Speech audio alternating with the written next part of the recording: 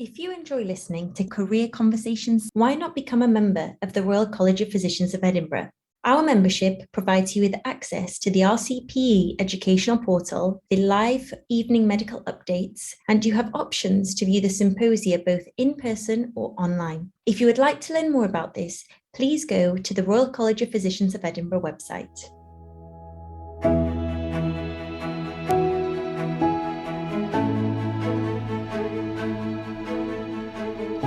Hello everyone, and welcome to this episode of Career Conversations run by the Trainees and Members Committee at the Royal College of Physicians of Edinburgh. This is the second episode in our mini-series for new FY1s, where we'll be discussing general advice about managing life at work, including how to keep on top of your portfolio and leave entitlements. I'm Libby Sampey, and today I'm delighted to speak with fellow T&MC member Dr. Marilena Giannoudi. Hello everyone, yes, my name's Marilena. I'm a Cardiology Registrar based in Leeds, and I'm also on the Trainee and Members Committee. Great, well thanks so much for joining me today. So I thought we could start by talking a little bit about what FY1s need to try and organise before starting work. Do you have any thoughts about what is good to try and tick off the list of things before starting FY1? I think the main thing is just getting to know what your trust expects of you. So try and keep on top of all the paperwork before you start work. You're going to get millions, is an over-exaggeration obviously, but lots and lots of emails coming through your different departments of HR, your rota coordinators. And I think sometimes it can seem very overwhelming, but it's just really important to take the time to read them properly and to do all the tasks that they ask of you. Book your HR meetings early. The sooner that you do that, the sooner that your name is on the system, and then the less likely you are to have those little glitches when you start. So, not having your IT password set up, not having your card ready, not having all your access granted to everything that you need. So I think it's just these couple of months before you start, the most important thing is just being organised, reading all your mail and doing all the tasks that are asked of you. And it's quite difficult to give, specific examples of what you should do because each trust will want something different. But I think as a general rule, that would be what I would suggest. Yeah, there will be lots of emails coming through, and just making sure you read through them carefully and send back whatever it is that's required is definitely the top tip of the day, probably. I suppose other big points are things like making sure you're in touch with the General Medical Council. You'll have to pay your provisional licence fee. It's usually around August. This is slightly discounted when you're in FY1, FY2, but just keep an eye out on your emails for that. And I guess following on from that, at medical school, we're all overwhelmed, MPS was there, MDU was there, Wesleyan was there, and you signed up to everything because you would always get, dare I say, a free book or something with your sign up, which you thought would be really helpful. And certainly those organisations have been established for a reason, and they do offer junior doctors lots of different benefits by being a member. And I don't think this is necessarily the platform for us to say which one is better than the other, but I think you need to take the time to read through what you have signed yourself up for, because even though the money that you would be spending as an F1 is quite small, from what I remember, it was only something like £20-25. That does increase as you get more senior. And actually, it's good to know what you've signed yourself up for, what kind of help that these companies are offering you, whether it is insurance, whether it's legal help if you need that, so that you actually know what you have, what you might need, and what you don't necessarily need or want. So that would be for sort of indemnity covers and things. I agree. I think it's just good to have a read up about which ones and what they offer and choose the one that's most suitable for you. And obviously, of course, you have things like the BMA as well, which is an optional trade union. So it's worth considering what you want to be getting involved with at that point and consider whether you want to sign up before starting FY1. Well, this will come through on your emails, but a lot of hospitals have the doctor's mess. So somewhere where you can go and relax, and they often have some coffee and sometimes snacks and things. And you can sign up being part of the doctor's mess, which means you can use those facilities when you're at work. And often they take a little bit out of your pay slip each month, or you donate a bit each month or each year to have access to that. It's probably different in all the different boards and different hospitals, but certainly some hospitals do that. So just keep an eye out if that's the case. And the mess is actually really good for social events. And I think certainly if you're in UF1, I think whether you're in a place where you previously worked or you went to university with, it is a good opportunity for you to go to those events, to meet the people people that you'll be working with, because F1 is a time where camaraderie is really needed.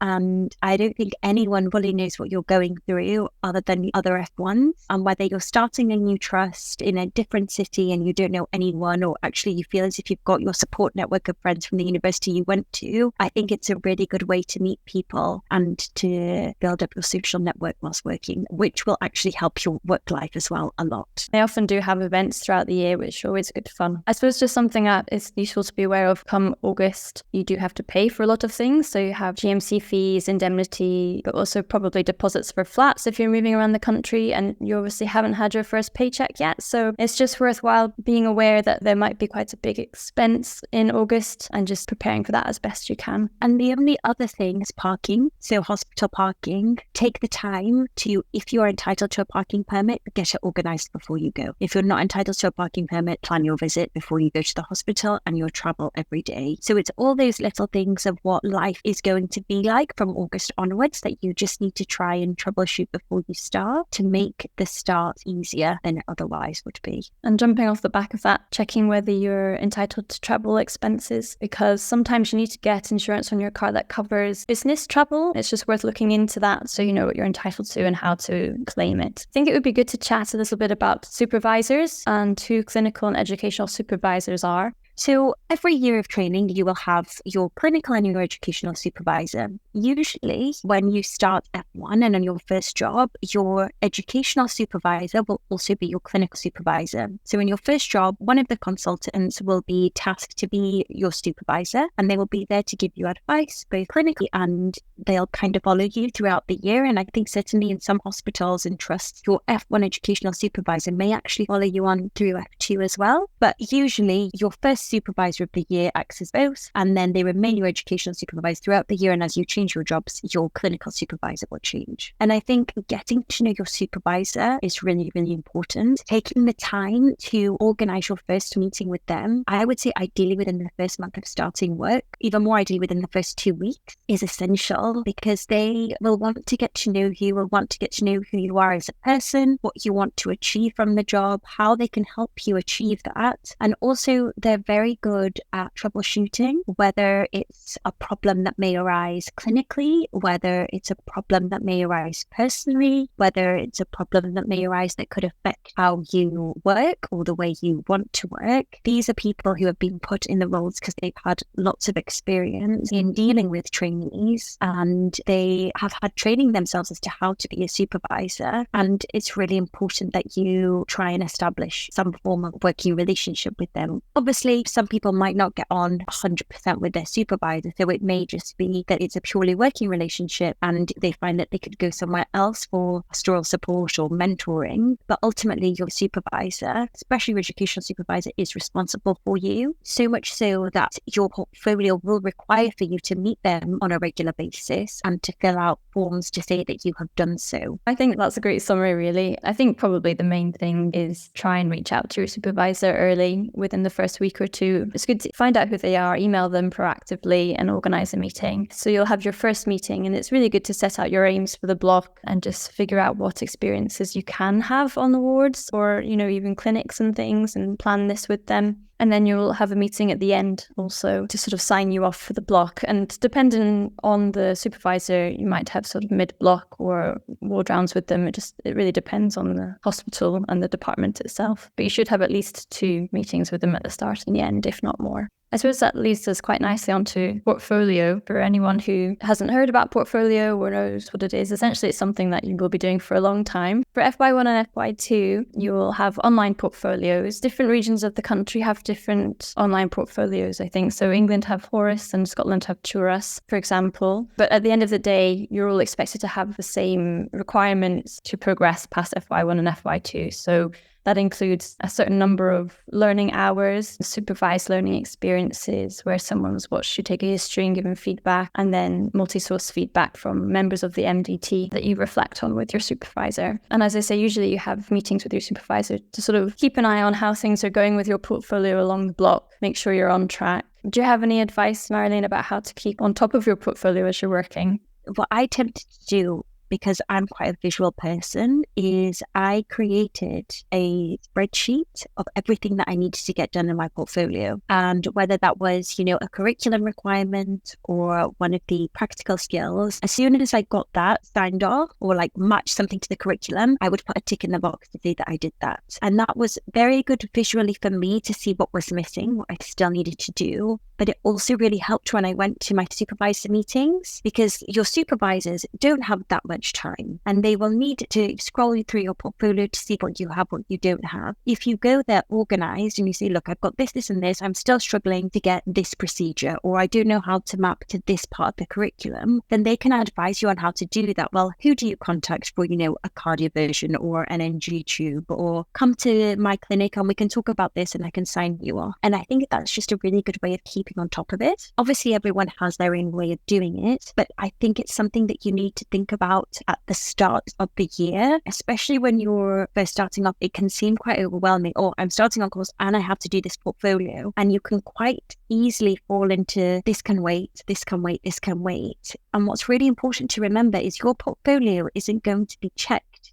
the following August when you're due to rotate. ARCPEs, so your annual review of competency and progress meetings for the year, tend to happen in April, May time. So you're giving yourself about 8 months to get everything that you should have otherwise technically done within a year. So it's really important that you, yes, give yourself some time to settle in. You obviously need to give some time for people to get to know you before they start doing assessments so they can monitor your progress. But I would certainly be saying from October onwards, you need to start getting your assessments done, and then you're not stressing at the end. Yeah, absolutely. And don't be scared to ask people, sign you off for things or to give you feedback. And every opportunity you see, take it, because you don't know if that opportunity is going to come back up again. And so you have to be quite opportunistic with it. Before your first meeting with your supervisor, it's quite good if you have time to have a look at the curriculum and try and piece together, oh, I could get that here, I could take that off there, and ask them for advice on it as well. If you're not quite sure where you're going to get airway skills from, for example, and they'll be able to guide you through that. And the other thing that I would add to that is if you're going to ask a consultant or even a registrar for an assessment, say you're on a long day or you're, on a night shift, I would always ask at the start of the shift and say, look, I really want to get an assessment signed off today. I need this, or can we do a case-based discussion? And your senior will try and make the time to do that. And yes, it can be a very busy shift and that's not possible, but I don't think there's anything worse than finishing a shift and then someone saying, oh, by the way, can we do an assessment for something that happened hours ago? Because these things can be a tick box exercise if you make them into a tick box exercise, but ultimately they have been made to help you progress with your training and to help you reflect on your clinical judgment and on your clinical skills. And you can't do that if you haven't prepared for that in the right way. And to prepare for that, you have to be ready, but your assessor also has to be ready. Yeah, absolutely. In order to get the most out of these assessments, there's nothing better than getting feedback from someone who's witnessed you working and doing your job and giving you constructive and useful feedback. So I agree, definitely use it. It's an educational tool that is useful to use. It's hard to not sometimes think of it as a tick box exercise, but try and rephrase that way of thinking, I think, is a good way to go about it. And just following on from that, very briefly, just with multi-source feedback, because I think that can also seem a little bit overwhelming. So for anyone that doesn't know, multi-source feedback is when you ask the people that you work with who have to not just be doctors. So you do need to ask members of the multidisciplinary team, whether they're pharmacists, occupational therapists, dietitians, physios that work on the ward, to fill in a form about what it's like to work with you. I think the timing of that is very key because you need to let people know who you are as an individual and as a doctor before you do that. Obviously, leaving it till your third block, you're just not giving yourself enough time. I would ideally say that you do it in your first or second job of the year, but give yourself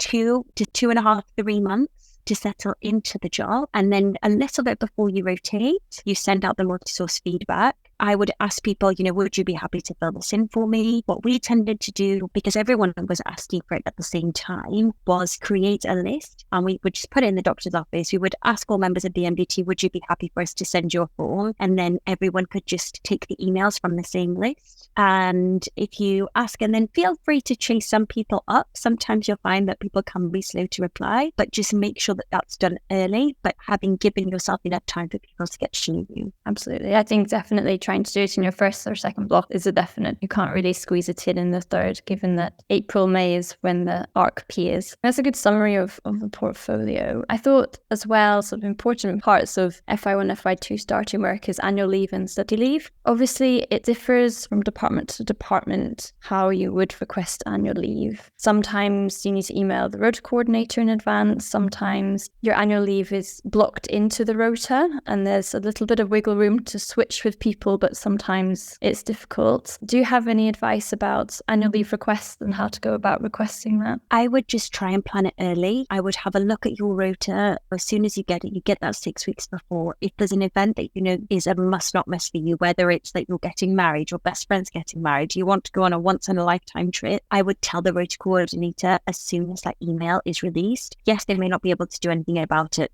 straight away, but they can certainly help advise you as to who to talk to about getting the leave and how to go about swaps if you do need to swap. I think the main thing is just talking early. There is nothing worse than trying to organise leave 2 weeks before you have to go, because 9 times out of 10, that is just not going to happen. I think with study leave, things can be a little bit easier, especially for F1 training days. Most people around you will be asking for those days, so the rota coordinators are more or less aware of those. And you all have to do ALS during F1. So again, those days can be relatively easy to get off. You may need to do a swap. Again, you don't organise ALS the day before. So as soon as you're given an ALS date, let your rota coordinator know. You can even let your ward know and say, I will not be here on those days. And it is just about asking your rota coordinator, either before you start work or as soon as you start work, look, how do you want me to go about requesting my leave? Yeah, I think this is true. And if there is, as you say, something really, really important you need to go to a friend's wedding, for example, if it's in the next block, there's no harm in getting in contact with that rota coordinator before you've even got your rota, so they can try and put it into the rota before it's all set. I completely agree. And I think you'll see that as you get more senior, you will sometimes be given an offer of which block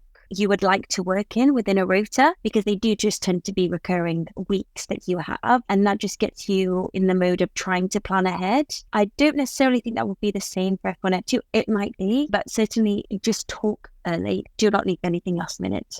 Yeah, absolutely. And for study leave entitlements, it's a little bit different between FY1 and FY2, at least in Scotland. In FY1, you don't have any formal study leave to take. It's used up on your mandatory teaching sessions, so you'll automatically get all of those, and the rota coordinator will be aware of them. In FY2, you technically have 30 days, I believe, at the moment, like at time of recording, 30 days of study leave entitlement. But again, lots of this is taken up with mandatory teaching. You get your 2 days for ALS, and you can take the taster weeks, which is up to 5 days each for 2 taster weeks. Again, it'll vary how you apply for study leave. Find out how you do it. I know in Scotland at the moment you do it via Taurus, which is where the portfolio is, and do it early in advance so that it gives your department enough time to put it into the rota, make swaps, etc. And I think for England, F1s are allowed up to 15 days study leave, but as you said, loads of it will be your mandatory F1 training days. We will post some useful resources on our podcast footnotes, so you can always refer to them, but you can't go wrong by just talking to your rota coordinators and your local deanery as to what the requirements, the entitlements rather, are for you. And I suppose it's worth pointing out, it will obviously be different for academic foundation trainees who will have access to more study leave, and this will obviously vary between foundation schools, so just make sure you're aware of what you're entitled to and go from there essentially. But we'll be sure to put up some links for you to have a read through. Were there any other points you wanted to discuss, Marilena? I think just reiterate what we said last time, which is please enjoy yourselves. Please always ask for help. I know that it can seem quite overwhelming before you start, but if you can, try and change that into a feeling of excitement. You have been working for this for the last 5 or 6 years, so now is your time to actually put to practice what you've learned.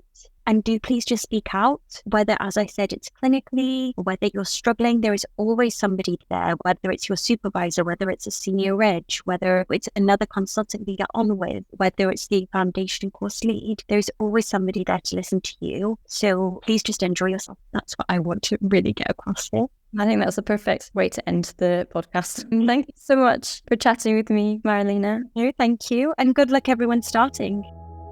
If you would like to hear more information and discussion about starting FY1, then please come along to our annual evening medical update, Top Tips for New Doctors in July, where speakers will be discussing more about starting work, including a question and answer session.